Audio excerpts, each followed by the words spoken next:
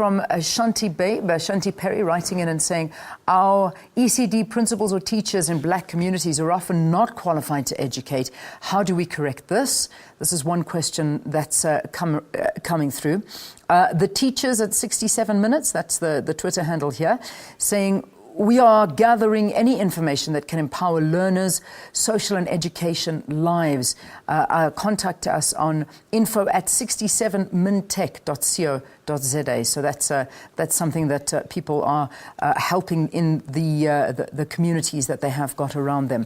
Thabo Lietsiso, who is a great contributor when it comes to the TNAs, he's always contributing here, saying that social development should go hand in hand with social crime prevention, as South African citizens especially, non-foreigners, are protected. So that's Thabo writing to us as well.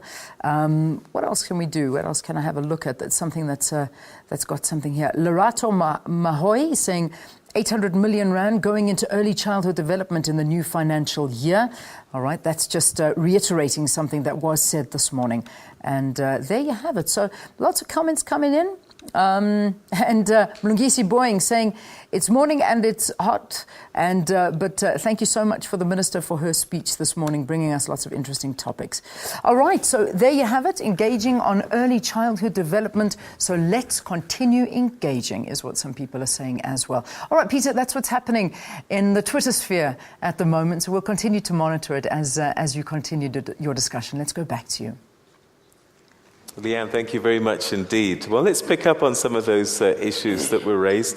Minister, let me start with you. And I think the second question, perhaps, social development, I guess, is one of those areas that does overlap with other departments in many ways. And this person was particularly concerned about social crime prevention as well. How do you work with the other departments and bring your focuses as part of what's happening in other areas? Thank you very much, Peter. Actually, if social development can stop working with other departments, we won't be able to move forward. And that is why we are strengthening integrated work. When it comes to the issues of social crime prevention, that falls under welfare services. We have a program called Victim Empowerment, where we look into the issues of abused women and abused children. And social development is driving that program within the security cluster. But what is worrying us is that our programs are more are responding to the problems we are facing. They are not preventative. I think if Connie can find time, she will just give us a synopsis of a program that we have come up with that we think is going to be preventative. Because preventative programs allow us to mobilize communities, because on the issues of crime, you need communities a lot, because without communities, you won't be able to move on. You need communities to report if there are practitioners that abuse children at ECD centers. You need communities who report social workers who don't take up issues of abuse seriously and not follow up steps that have to be followed, because we have a very clear regime that you have to follow if a child is abused. The first one is to remove the child. And you also have the issues of finding space for abused women that is not exposed to other people. I think Connie will touch on those things, but we do have we are doing a lot of work when it comes to victim Okay. empowerment. We will get to those other programs during the course of the conversation, but we need to address this issue of teacher skills. And I think this is something that has already been identified as something that's very important. Perhaps, Dr. Nhlapho, you can talk very briefly, and also maybe you too, Leonard. Thank you very much, Peter. Indeed, this is one of, as I said earlier on, this is one of the critical needs that we've identified in terms of ensuring that those children that access early childhood development do not just go there to sleep, wake up, eat, and sing. We want those children to be fully stimulated. And for them to be fully stimulated, we need practitioners that have got relevant skills to do that are qualified to do that. And hence, it is important as part of this campaign to ensure that we identify.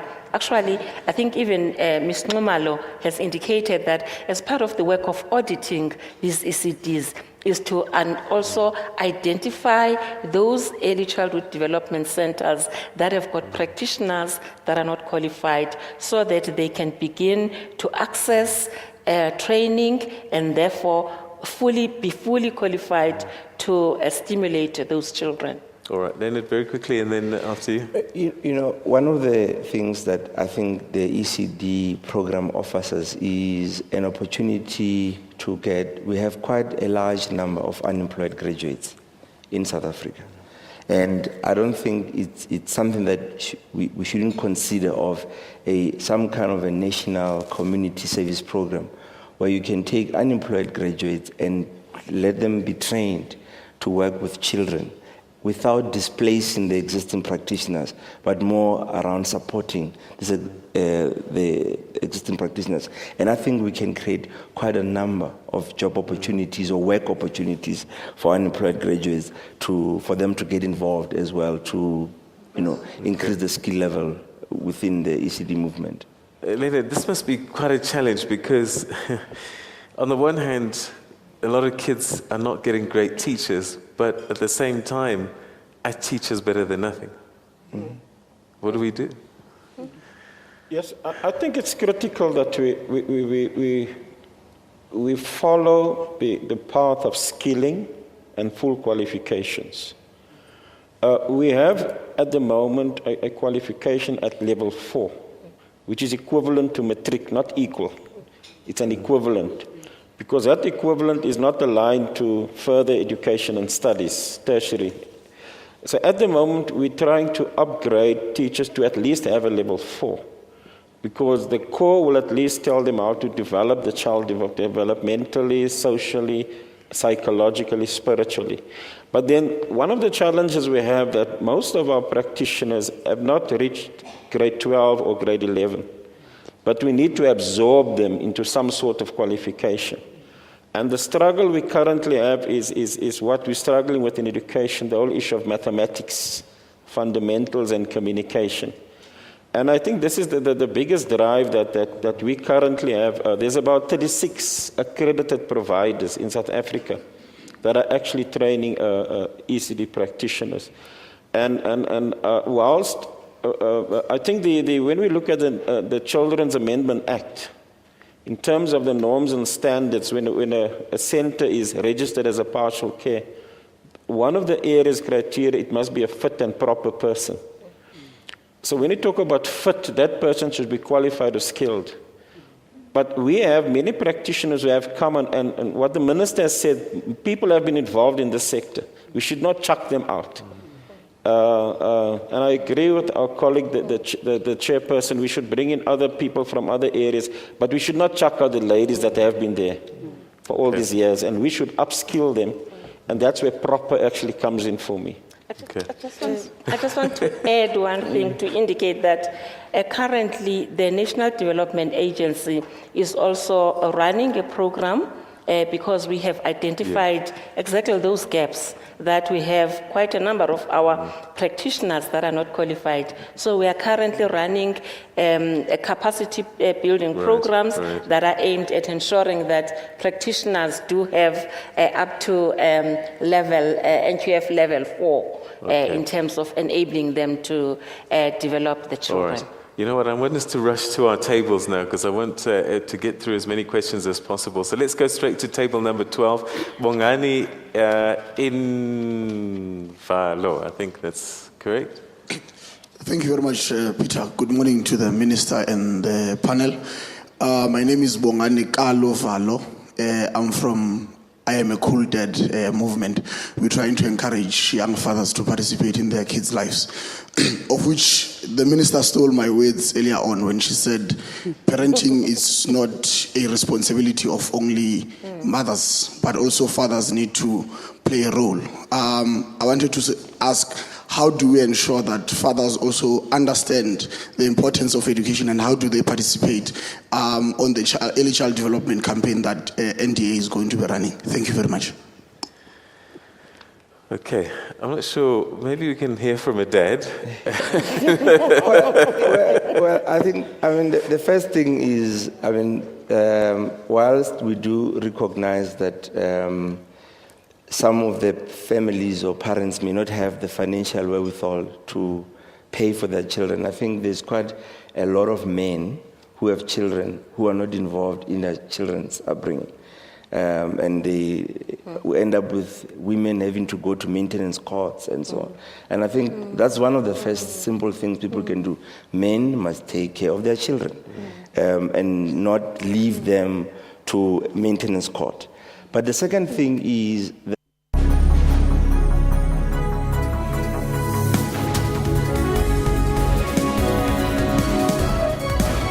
it's even if it's a minimum amount of 100 Rand or 200 Rand. So it's not that we're looking for a large amount. So donations, even if it's 1,000 a month, it really can go a long way for some of these centers. Okay. Peter, Minister? with the issue of fathers, I think what's important is for you to avail yourselves so that you talk to them. But just a short anecdote, I'm not going to waste your time. All right. One of the workers, it's the workers of Minister Enjimutseha was on his way to work. And then the wife called to say, the wife left before him, and then the child got sick. And then he called to say, hey, will you please come back home? The child is sick. And the wife said, why must I go back home? And he said, no, but I want to go to work. And the wife said, no, my work is as important as your work. Look after the child and report to your boss. Okay. So we need to shift.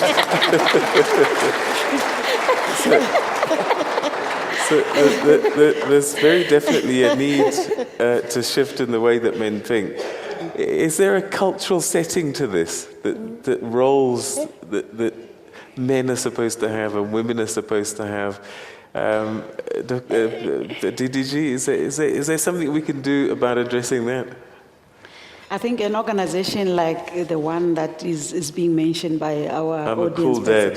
Those are the organizations so that they can begin to work with fathers and men. They can help us in a lot of things, even issues of abuse against women and children. They can really play a role because they need, the issue starts also with socialization. They can really assist each other. They can open up to each other because men are socialized not to cry, not to do all these negative things. So when they are amongst themselves, they can be open and talk about themselves and how they can contribute in building the nation. All right. Well, I certainly hope my daughter at home listening thinks I'm a cool dad.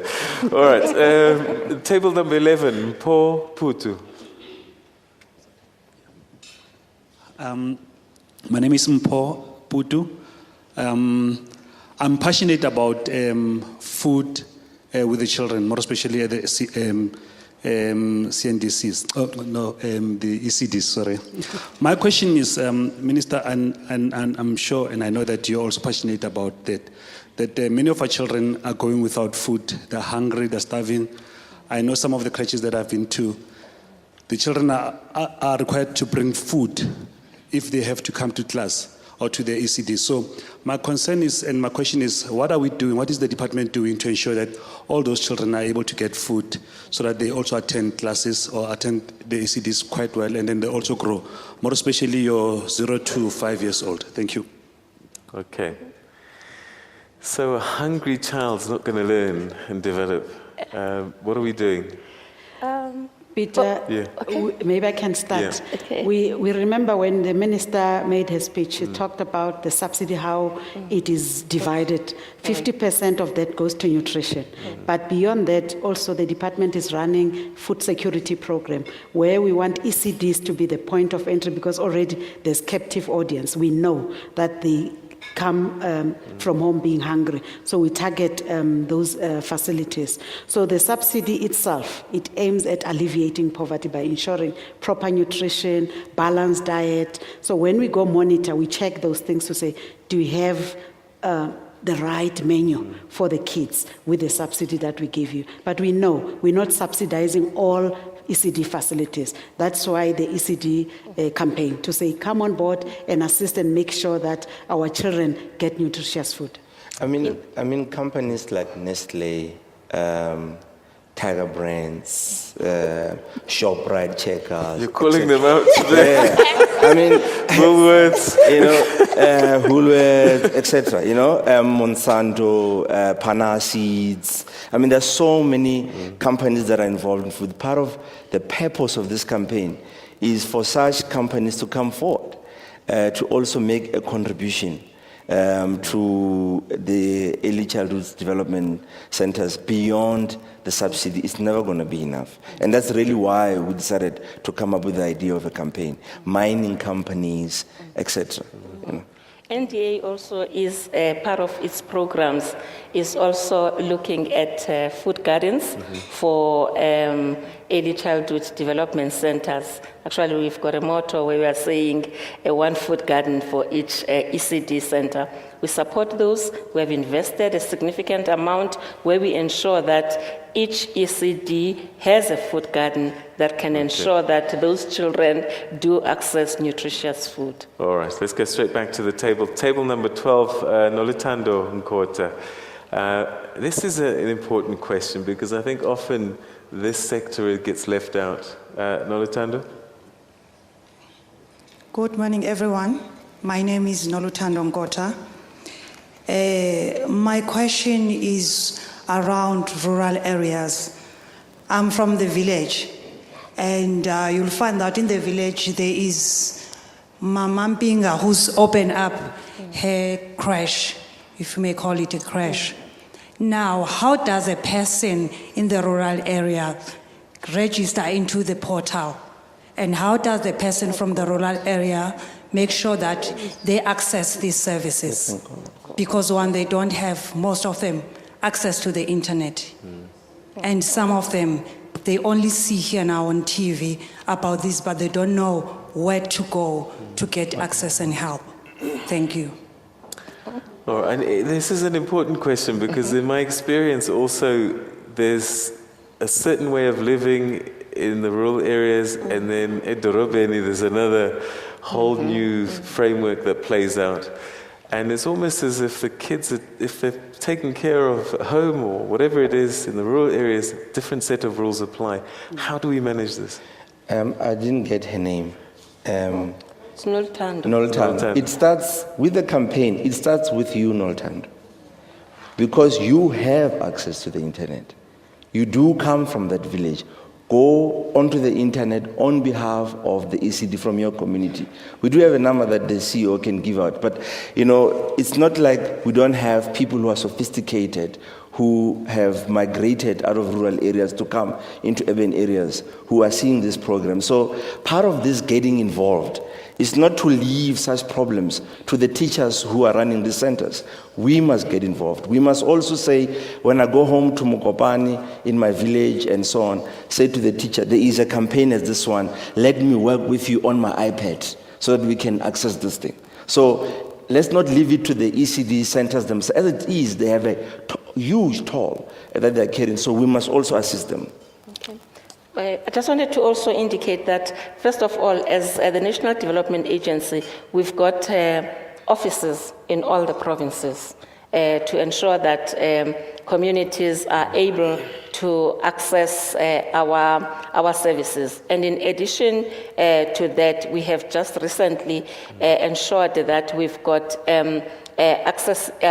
offices that are additional to just the provincial offices where they can come in. And through those offices, those that are interested that are unable to access internet, they can engage with those offices. We also have a telephone line that you can call us, and it's 011 018 5500, where you can interact with us so that we can link you with the person that can exactly assist you if you do not have access to internet. All right. I think the tag to that question that hasn't been answered is this. What happens in the rural areas is treated very different to what happens in the urban areas. Mm-hmm. How do we deal with that? Because in the rural areas, perhaps they only think the child needs to interface with the education grade 1. But before that, go out, help tend the cows, or whatever it is that they need to do.